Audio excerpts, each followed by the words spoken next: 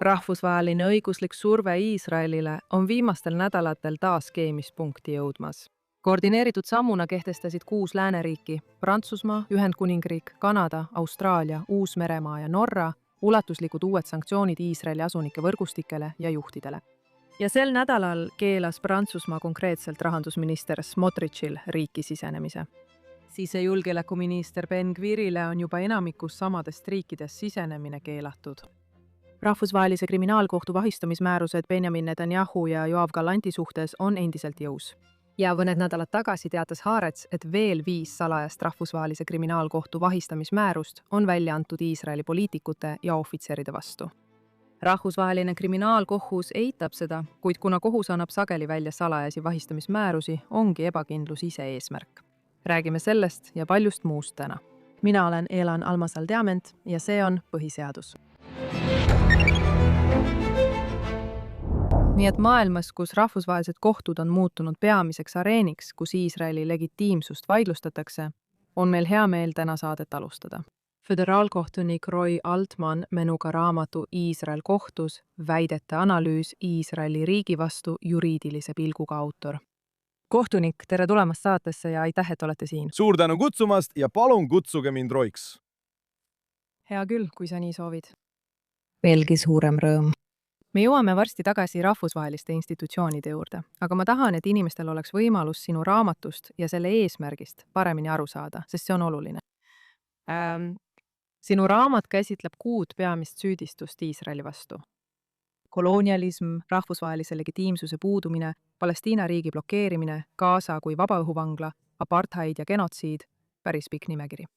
Aga poliitilise kaitse asemel käsitled sa seda nagu kohtuasja ja kasutad tõendite reegleid. Ja ma sooviksin, et sa räägiksid sellest pikemalt, et inimesed tõesti mõistaksid seda ainulaadset vaatenurka, mille sina nendele teemadele tood. Jah, kõigepealt aitäh, et mind kutsusid. Kui ma reisin mööda Ameerika Ühendriike ringi ja viimase 3 aasta jooksul olen ma väga palju kordi Ameerika Ühendriikides käinud, rääkides Iisraelist, selle iidsest minevikust ja valusast olevikust ning lootustest helgemale tulevikule. Ma olen pidanud tuhandeid vestlusi inimestega kirikutes, ülikoolides, õigusteaduskondades ja keskkoolide kampustel üle kogu selle riigi. Ja nendes vestlustes olen ma märganud, et kogu arutelu Iisraeli üle taandub 6 peamisele väitele, mida kahjuks paljud inimesed Iisraeli kohta usuvad. Ja häid uudiseid on 2. Esiteks, need kõik on täiesti valed. Aga teiseks, me ei pea õigete vastusteni jõudmiseks osalema tüüpilises poliitilises sõnasõjas, sest iga nende väide on oma olemuselt juriidiline väide. Ja meil on läänes sajandite jooksul välja töötatud hästi arenenud metoodika vaidlustatud väidete hindamiseks, mis on oma olemuselt juriidilised. Ja nii ma mõtlesin, et miks mitte rakendada sama juriidilist metoodikat, mida muide kohtunikud, advokaadid ja vandekohtunikud selles riigis iga päev kohtusaalides ja advokaadibüroodes üle kogu Ameerika kasutavad. See on ajaproovile vastu pidanud metoodika, mis põhineb erapooletusel ja õiglusel ning on sobivaks aluseks tõe mõistmiseks ja selle poole püüdlemiseks. Ja me teame, et me usaldame seda, eks. Erinevalt poliitilistest sõnasadadest, mis toimuvad sinu õhtusöögilauas või lapse sünnipäevapeol või kus iganes, kus keegi kedagi ei kuula. Ja ühist pinnast pole, sest keegi ei mängi samade reeglite järgi.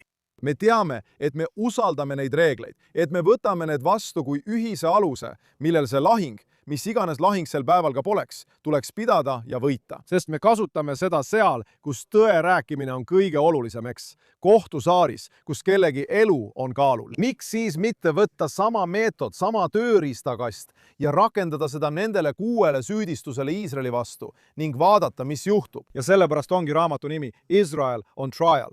Me võtame iga 6 süüdistusest, nagu sa ütled, genotsiid. See on lihtsalt juriidiline süüdistus. Kas Iisrael rikub sõjaseadusi? Apartheid. See on lihtsalt juriidiline küsimus. Kas Iisrael diskrimineerib oma vähemusrahvustest kodanikke?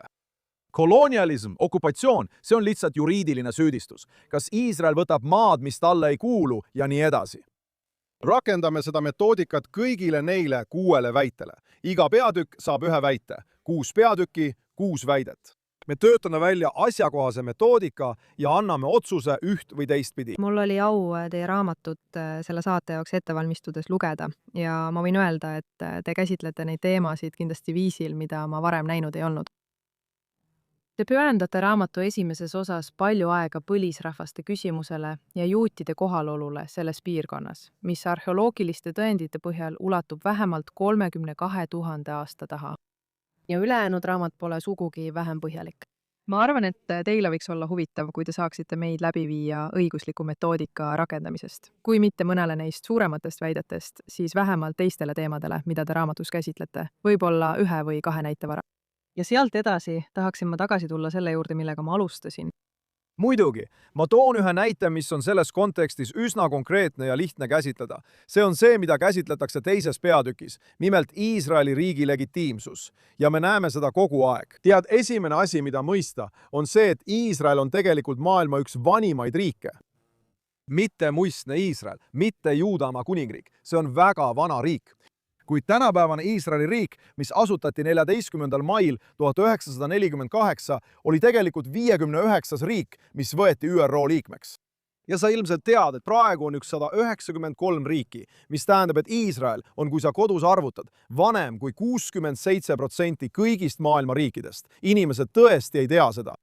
Ja see tõesti loodi just sel ajahetkel, väga sarnaselt ja mitte mingil erandlikul moel kõigi teiste riikidega, mis loodi selles dekoloniseerimise perioodis Lähis-Idas, Aafrikas ja Aasias, esimese ja teise maailmasõja vahel ning pärast seda. Kindlasti teise maailmasõja järel, kui koloniaalvõimud lahkusid oma kolooniatest ja tõmbasid kaardile jooni.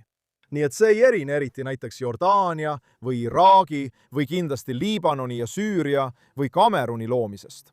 Ja ma räägin kõigist neist erinevatest näidetest oma raamatus. Aga siin on oluline see, et väidet Iisraeli ebaseaduslikkuse kohta saab väga lihtsalt analüüsida.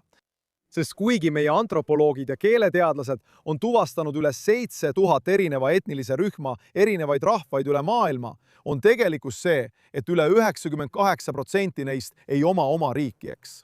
Maailmas on ainult 193 riiki. Ja see ei puuduta ainult druuse, kurde ja jesiide, vaid tuhandeid teisi rahvaid, sealhulgas põlisameeriklasi, rohingesid ja uiguure ja nii edasi. Ja mis siis teeb võimalikuks selle, et rahvas, keda me kõik tunnistame eraldi, eristuvaks etniliseks rühmaks, saab iseseisvuse, suveräänsuse, omaenda legitiimse rahvusriigi. Meil on selle jaoks juriidiline test, täpselt nagu meil on juriidilised testid selle kohta, mis on sobiv sinu kodu läbiotsimine ja kas sa võid näiteks vastata kellelegi, kes ütles midagi, mis sulle ei meeldi ja nii edasi. Ja see juriidiline test loodi konventsioonil, mis toimus 1933 aastal Montevideos, Uruguay's. Seda nimetatakse Montevideo konventsiooniks ja sellel on 4 lihtsat elementi. Ja need 4 elementi on, kas sul on määratletud piirid, kas sul on määratletud elanikkond, kas sul on võimekus pidada välissuhtlust ja kas sul on üks tõhus valitsus. Tegelikult on Iisraelil kõik need asjad olemas, eks? Tal on määratletud piirid, isegi kui ta vahel vaidleb naabritega selle üle, kus täpselt need piirid jooksevad. Tal on määratletud elanikkond, kuhu kuuluvad nii araablased kui ka juudid. Tal on välisministeerium, kus töötab väga pädev personal, kes tegeleb iga päev välissuhetega. Tal on keskvalitsus, mida juhib Knesset ning kogu kohtusüsteem, mida juhib ülemkohus. Ja muide, oluline on teada, et tal on kõik need asjad olnud ning ta on täitnud kõiki selle testi elemente igal hetkel, alates 14. maist 1948, mil ta loodi, vastavalt rahvusvahelises õiguses kehtivale testile. Iisrael on legitiimne rahvusriik. Ja igaüks, kes väidab vastupidist, üritab lihtsalt mängida teiste reeglite järgi. Ja üks asjadest, mida see raamat väidab, on see, et lääne ühiskonna põhiline õiguslik printsiip, millele me Ameerika Ühendriikides juristide, kohtunike ja vandekohtunikena iga päev mõtleme, on just see. Midagi, mis kehtib kõigi teiste puhul, peab kehtima võrdselt ka juutide puhul, eks? Üks sõna, fraas või õiguslik test ei saa kehtida ühtemoodi mustanahaliste, juutide või põlisameeriklaste suhtes ja teisiti kõigi teiste suhtes. See peab kehtima võrdselt kõigile. Seda me mõtlemegi seaduse ees võrdse kohtlemise all. See on test, mis kehtib rahvusvahelises õiguses ja Iisrael vastab sellele testile üheselt. Aga asi on selles. rohkem kui 140 riiki maailmas, sealhulgas paljud riigid, kes väidavad, et Iisrael on ebaseaduslik riik, hoolimata sellest, et ta vastab kõigile 4 Montevideo kriteeriumile, on tunnustanud väidetavat Palestiina riiki, kuigi on tegelikult vaieldamatu, et väidetav Palestiina riik ei vasta ja tegelikult ei täida Montevideo 4 teguri testi, sest tal ei ole määratletud piire. Ja on märkimisväärne, et oma pressiteadetes, millega nad tunnustasid Palestiina riiki 2025 aasta suvel, ei olnud ükski Euroopa riik, kes seda riiki tunnustas, valmis ütlema, kus selle piirid on, sest nad ei tahtnud, et järgmisel päeval tuleksid palestiinlased ise välja ja ütleksid, ei, need ei ole meie piirid. Meie piirid hõlmavad Haifat ja Tel Avivi ning kogu Jeruusalemma ja mida iganes veel. Ja nii ei tea keegi ega saa keegi öelda, kus need piirid on. See ei vasta Montevideo testile, kuid isegi kui tal oleks määratletud piirid, pole kahtlustki, et seda ei juhi üks tõhus valitsus. Tegelikult juhivad seda 3 erinevat valitsust, kellest ükski poleks enamiku inimeste arvates sobiv võimule. Gazat juhib umbes 60% ulatuses Iisraeli kaitsevägi. Keegi, kes tunnustab Palestiina riiki, ei taha näha, et Iisraeli kaitsevägi oleks võimul. Umbes 40% juhib Hamas, kelle kohta peaaegu kõik umbes 140 riiki, mis tunnustavad Palestiina riiki, on öelnud, et see ei saa kunagi olla Palestiina rahva legitiimne valitsus. Ja siis Läänekallas, Juudamaa ja Samaaria on taas valitsetud. Osa sellest on Iisraeli kontrolli all, mida ükski neist riikidest ei taha näha võimul. Ja teist osa valitseb Palestiina omavalitsus, korrumpeerunud, ebaefektiivne ja täiesti ebapopulaarne valitsus, millel pole isegi, nagu kõik küsitlused ja uuringud on näidanud, palestiinlaste endi toetust. Nii et selle asemel, et neid juhiks üks tõhus valitsus, on palestiinlased 3 erineva valitsuse all, millest ühelgi pole selle elanikkonna üle legitiimset valitsemisõigust. See ei vasta Montevideo kriteeriumitele. Nii et sa oled tegelikult juba järgmise küsimuse ette valmistanud ja meid ringiga tagasi toonud, sest sa alustasid seda vastust, seda väga põhjalikku vastust. Kui see inimestele meeldis, siis soovitan raamatut lugeda, sest põhimõtteliselt kogu raamat kulgebki samas vaimus. Ja kui sa leidsid selle vastuse tüütuna, siis ilmselt ei peaks sa seda raamatut lugema. Sa peaksid seda raamatut lugema. Sa peaksid kindlasti seda raamatut lugema, aga lühikeste juppide kaupa. Aga asi on selles, et sa alguses eristasid poliitilisi väiteid ja õiguslikke väiteid. Õiguslikke väiteid, mida saab hinnata õiguslike meetoditega. Ja siis jõudsime selleni, et riigid tunnistavad seda, ma ei tea, kui palju tegelikkuses, oma poliitikates. Aga vähemalt nime poolest Palestiina riiki, mis ei vasta rahvusvahelise õiguse nõuetele, millega kõik teised arvestavad, rakendavad. Seega ma seadsin selle eristuse natuke kahtluse alla. Ja ma arvan, et see väljendub tõesti rahvusvaheliste institutsioonide tasandil. Nii et teie kasutate riigisiseseid Ameerika õiguspõhimõtteid riigi kaitsmiseks, kuid need rahvusvahelised organid kasutavad teisi põhimõtteid. Nii et näiteks 2024 aastal, nagu me kõik teame, otsustas rahvusvaheline kohus, et Lõuna-Aafrika Vabariigi väited, et Iisrael paneb toime genotsiidi, võivad olla selle väite definitsiooni piires usutavad. Ja nagu me varem saates ütlesime, rahvusvaheline kriminaalkohus jahib sisuliselt Iisraeli juhte ning lääneriigid kehtestavad sanktsioone ametis olevatele ministritele.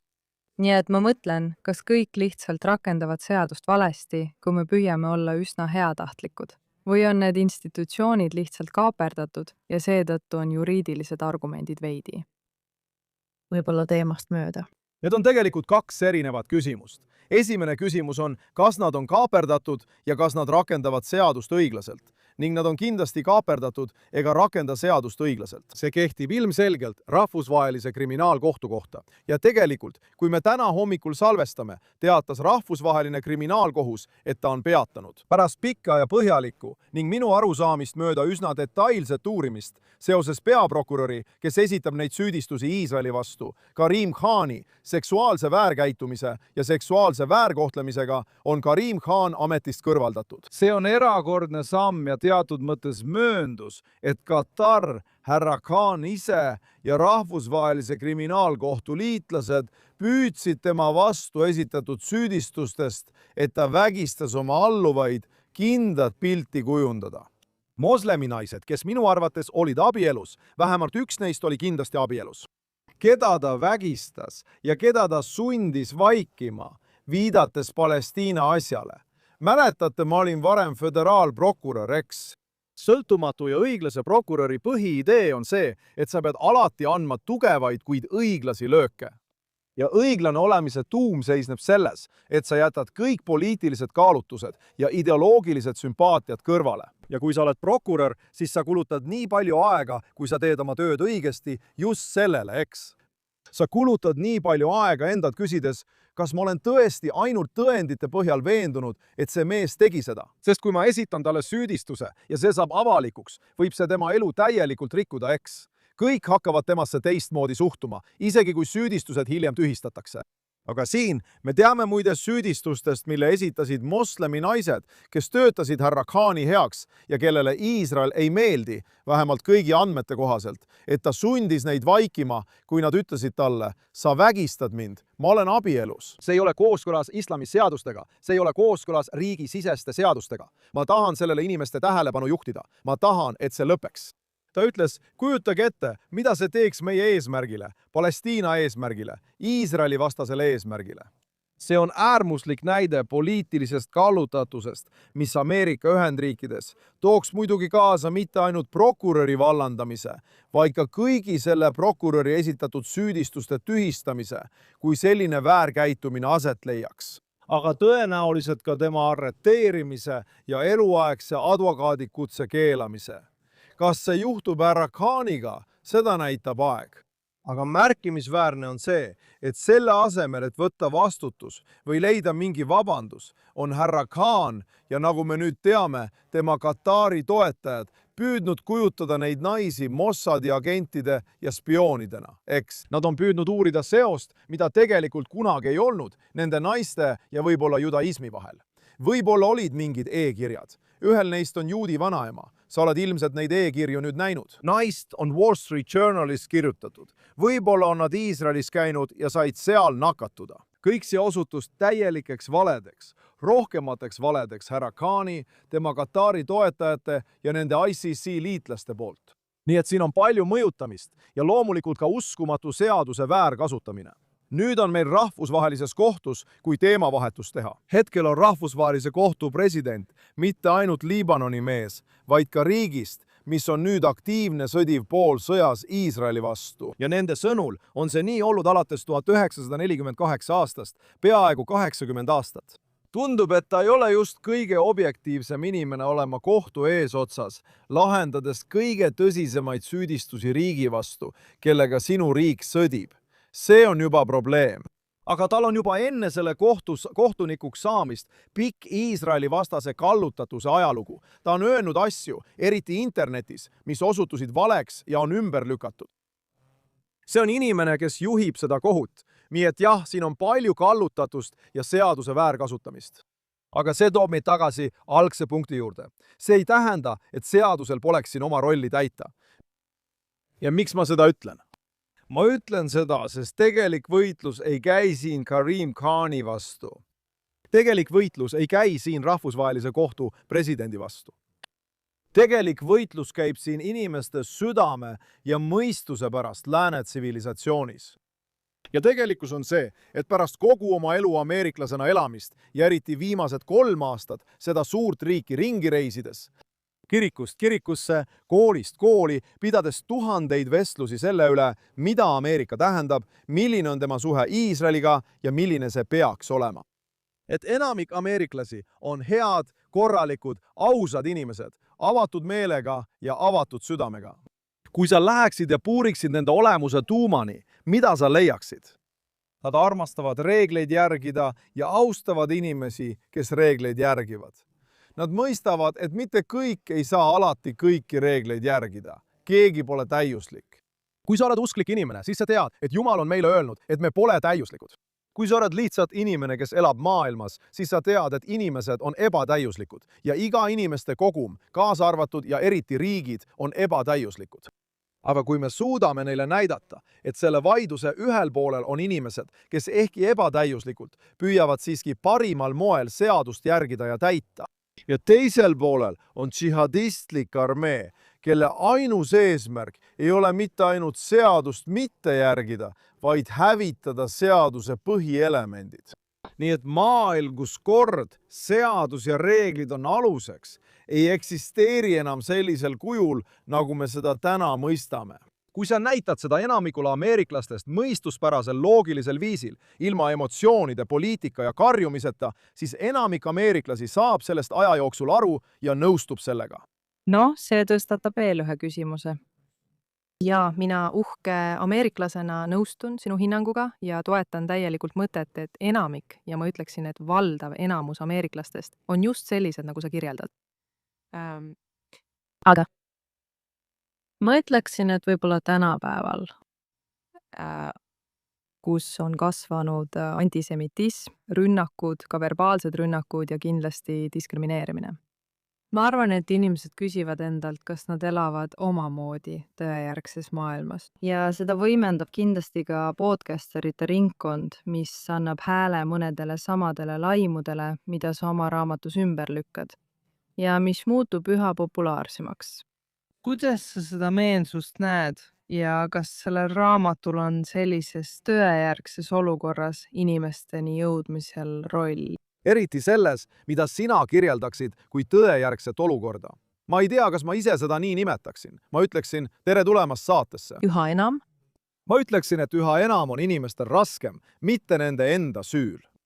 Inimestel on raskem eristada fakte väljamõeldisest mitmel põhjusel. Üks põhjus on see, et maailma suurimad ja võimsaimad ettevõtted, kes palkavad tuhandeid ja tuhandeid ning veel tuhandeid maailma kõige säravamaid teadlasi.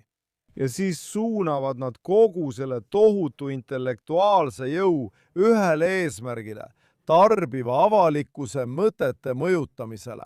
Algoritmidega, mis ajavad neid vihaseks, panevad neid kajakambrisse ning lasevad neil psühholoogiliselt päevast päeva lihtsalt paigal tammuda.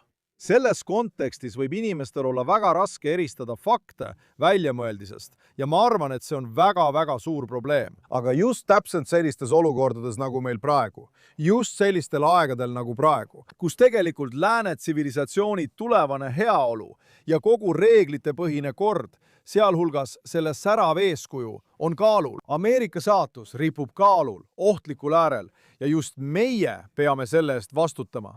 Inimesed, keda huvitab, inimesed, kes teavad tõde, inimesed, kes mõistavad vastuolu selle vahel, mida raporteeritakse ja selle vahel, mis tegelikult toimub. Et minna maailma ja selgitada inimestele taas mõistuse, loogika ja terve mõistuse põhjal, mis tegelikult toimub. See on osa sellest, mida olen selle raamatuga püüdnud teha. See on osa sellest, mida olen püüdnud teha, tuues kohale erapooletuid kohtunikke. Inimesed, kes on pühendanud kogu oma elu tõendite kogumisele, tõendamiskoormusele, loogikale ja tervele mõistusele oma riigi teenistuses. Tuues nad Iisraeli, lastes neil ise näha, mis tegelikult toimub Gazas, Süürias ja Liibanonis. Ja lastes neil naasta oma kogukondadesse Arkansases, Nebraskas, Idahos ja Colorados ning rääkida oma kogukondadele, keskkoolides, kirikutes ja kogukonnakeskustes sellest, mida nad on näinud. Tead, see meenutab mulle seda, mis juhtus teadusrevolutsiooni ajal, eks. Inimesed ütlesid, et kogu see teadus muudab inimesed usuleigeks. Usul ei ole enam ühiskonnas rolli. Ja loomulikult nägime pärast seda usulise usu õitsengut. Just nimelt sellepärast, et hetkel, kui teadus tuli maailma nii šokeerival ja tol ajal järsul moel, oli inimestel veelgi olulisem mõista sügavamalt oma vaimset seost universumi ja oma loojaga. Samamoodi ka siin, kui seal on nii palju valeinfot, kui TikTokis genereeritakse, väidetavad 50% sisust tehisintellekti poolt, kui see on reaalsus. Ja kui inimesed ei suuda enam eristada tõde valest, muutub veelgi olulisemaks, et heatahtlikud inimesed läheksid välja ja räägiksid tõtt.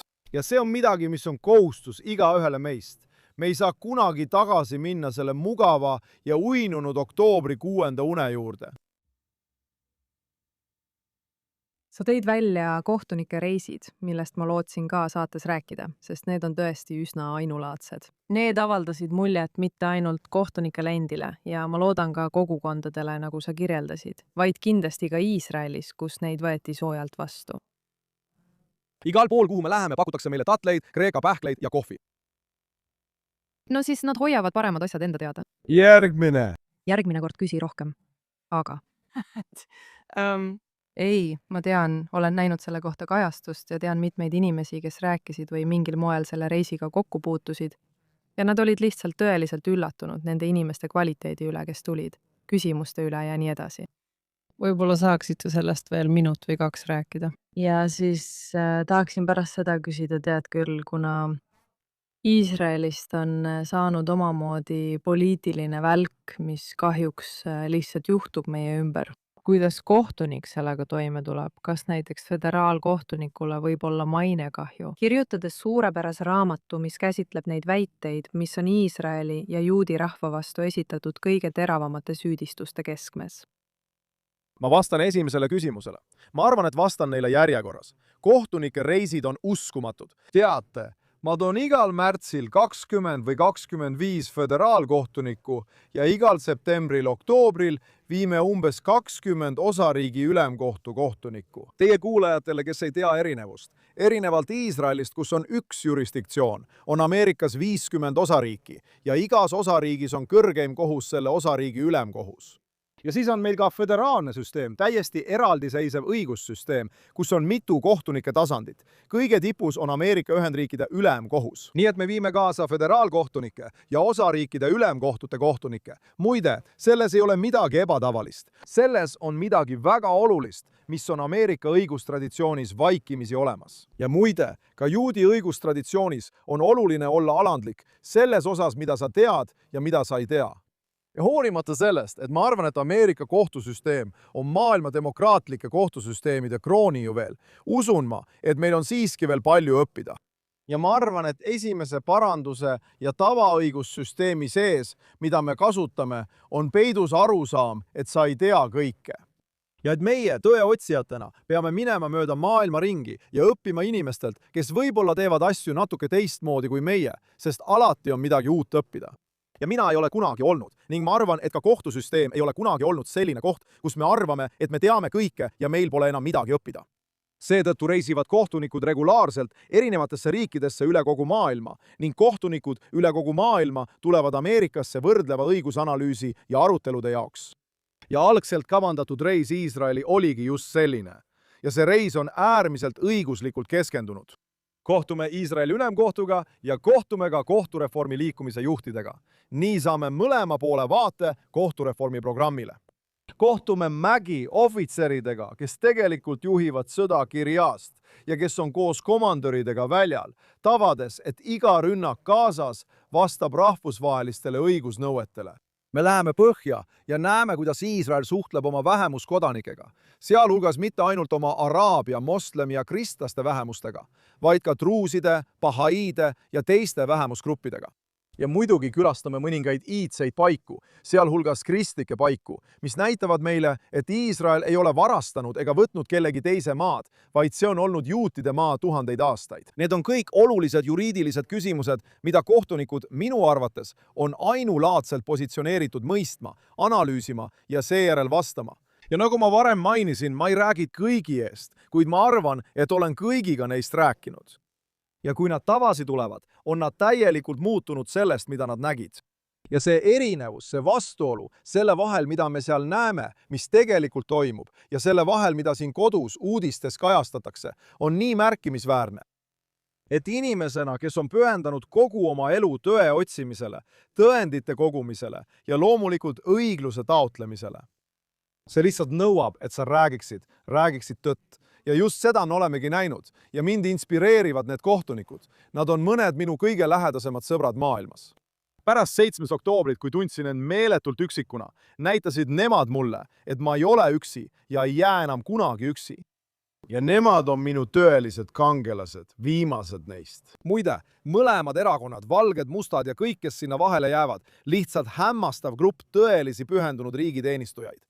Nii et vastuseks sinu viimasele küsimusele peaksin ütlema, et ma ei räägi poliitikast üldse. Tead, sa ütlesid, et see teema on muutunud poliitiliseks. Ja võib-olla see ongi tõsi, aga sama kehtib ka abordi kohta. See kehtib kohtufilosoofia kohta.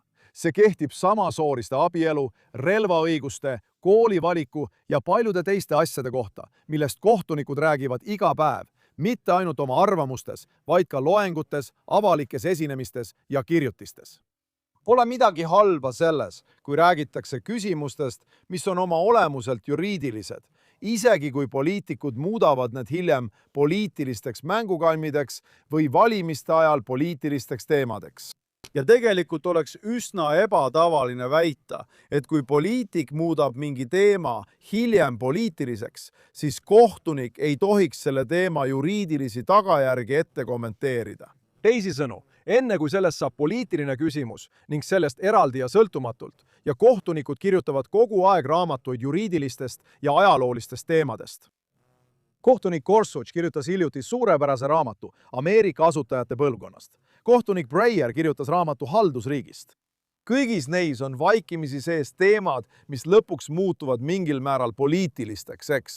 Mida asutajate põlvkond silmas pidas? Kas asutajate põlvkond oli rassistlik? Kas revolutsiooni eesmärk oli säilitada ja kaitsta klassimajandust või klassi ülemvõimu või orjust, nagu mõned inimesed on hiljuti väitnud? Kohtunik Gorsuch väidab, et see ei olnud nii ja ma usun, et tal oli õigus.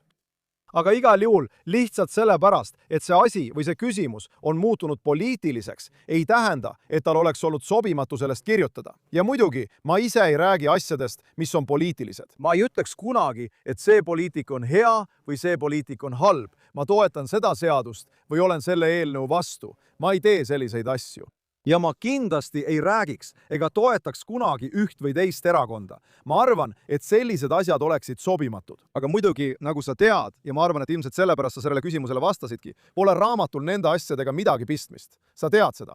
Inimesed ütlevad mulle, et mulle ei hakka su raamat meeldima, sest ma vihkan Biibit. Või mulle ei hakka see raamat meeldima, sest mulle ei meeldi Trump. Või mis iganes see on, tead küll.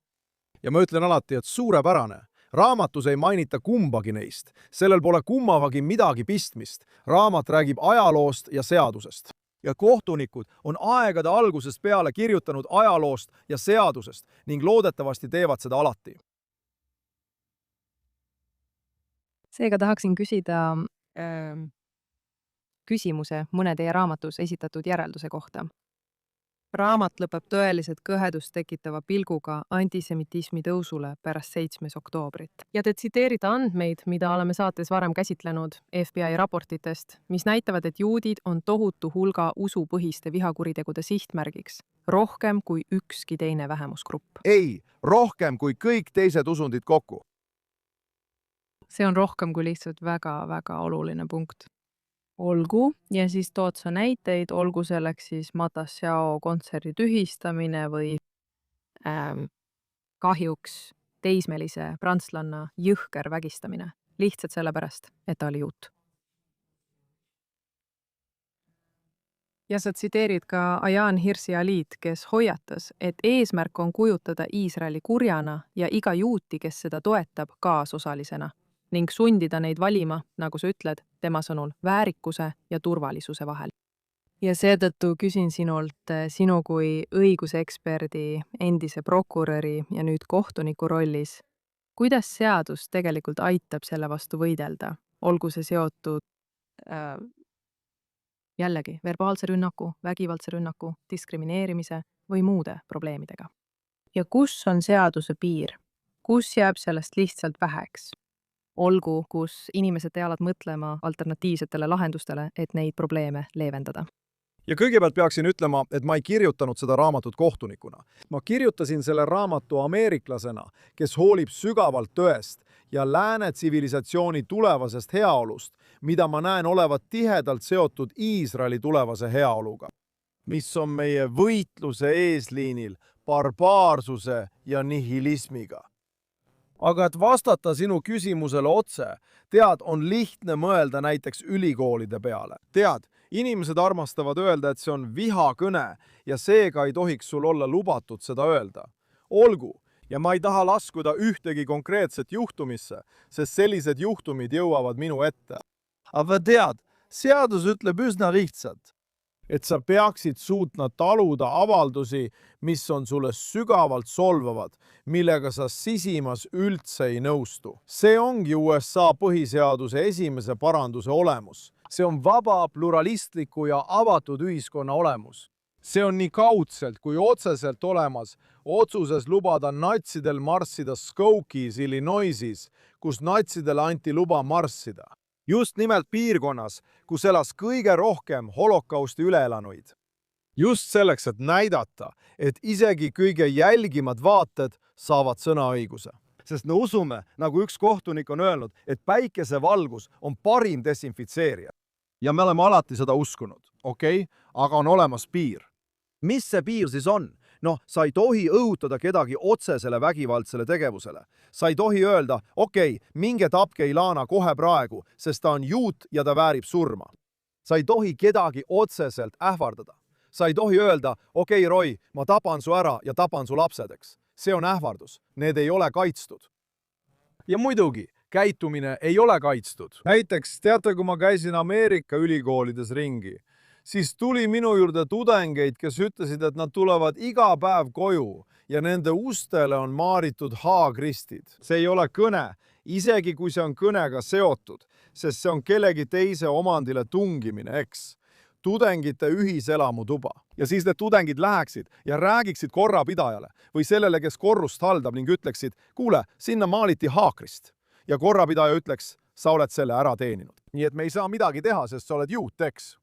Ja see on eraldi rikkumine, sest lisaks sellele, et seadus ei luba inimestel kellegi teise varale tungida, ei luba seadus ka institutsioonil, näiteks ülikoolil, öelda, okei, me ei lubaks, et see juhtuks ühegi teise grupiga, aga me lubame, et see juhtub mustanahalistega või me lubame, et see juhtub juutidega.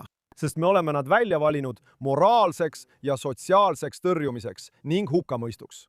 Seadus keelab selle selgelt. Ja siis on muidugi viimane. Juhtumite rühm näiteks. Yale'is nägime, kuidas juudi tudengid läksid Shabadi keskusesse, kuhu ma ise tudengina käisin.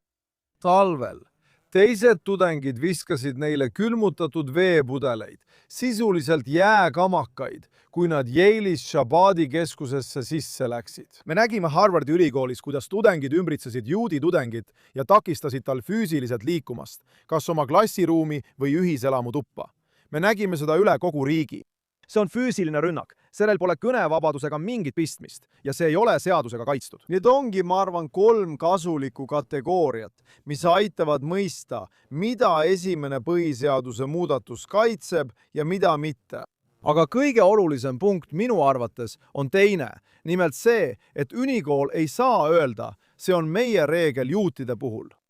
Ja meil on eraldi reegel, mis kehtib kõigi teiste kohta. Ja seda juhtub mõnikord, kui ülikoolid ütlevad, et näiteks konservatiiv on tunnis midagi öelnud gei-abielu või transsooliste õiguste kohta. Või isegi Ameerika Ühendriikide võrdse kaitse muudatuste ajalugu 1860 ja 1870 aastatest. See peeti ühel neist ülikoolidest ebapopulaarseks ja sotsiaalselt vastuvõetamatuks ning selle peale esitati ülikooli vastu hagi. Ja ülikool, kui see oleks eraasutus, püüaks mõnikord hagi tagasi lükata, öeldes, kuule, me oleme eraasutus, me ei pea järgima USA põhiseaduse esimest parandust, mis kehtib ainult riigivõimu suhtes, eks? Nüüd aga, kui juudid esitavad kaebusi öeldes, kuule, sa ütlesid mulle neid asju ülikoolis, see oli minu jaoks ähvardav ja rikkus minu õigusi ning oli vihakõne ja rikkus kooli reegleid. Need samad ülikoolid esitavad nüüd taotlusi hagide tagasilükkamiseks, öeldes, et me ei saa sellise kõne eest karistada, sest me järgime USA põhiseaduse esimest parandust. Ei saa mõlemat pidi, eks? Sa ei saa järgida USA põhiseaduse esimest parandust ainult siis, kui kaebajateks on juudid ja siis öelda, et sa ei järgi USA põhiseaduse esimest parandust, kui kaebavad kõik teised. See ongi see diskrimineerimine, mis on mõne sellise nõude keskmes. Nüüd, kas selline nõue on igal juhul õiguslikult põhjendatud või mitte, seda ma ei tea. Kas seadus pakub täna piisavalt kaitset vähemustele, kes seisavad silmitsi samasuguste väljakutsetega nagu juudid? Ma arvan, et pakub. Ma olin uudishimulik. Ma soovitan seda raamatut jälle teistele. See avaldas mulle tõesti väga suurt muljet, kui ma seda lugesin. loodan, et saan sind tulevikus saatesse tagasi kutsuda ka teiste teemade arutamiseks. ja ma tean, et sa oled keset pöörast reklaamituuri, mis näib parimas mõttes lõputu olevat. nii et ma lasen sul praegu minna, aga ma tõesti hindan, et sa leidsid aega saatesse tulla. aitäh, et kutsusid!